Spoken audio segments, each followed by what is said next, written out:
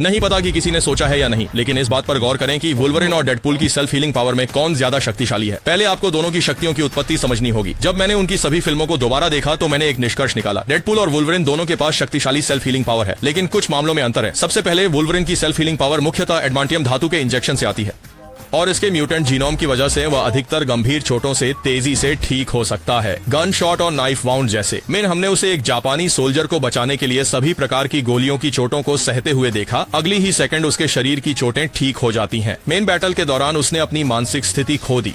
आसपास के सैनिक एक पल में राख बन गए थे, केवल जिंदा बचा अपनी स्ट्रॉन्ग सेल्फ हीलिंग क्षमता की वजह से, जो इस समय की गंभीर चोटों के बाद की गई हीलिंग से भी तेज थी। इस सब में का सेल्फ हीलिंग क्षमता की शक्ति को देखा जा सकता था जब भी उसकी पूर्णतः मृत्यु नहीं हुई होती, बेहद तेज गति से। और इसी समय वह असल में एक विशेष बल सैनिक था। जब उसे पता चला कि उसे टर्मिनल बीमारी है तो अपनी चिकित्सा के लिए उसने भयावह योजना में भाग लिया। यद्यपि उसकी बीमारी ठीक हो गई, लेकिन इस प्रयोग ने उसकी शक्ल भंग कर दी।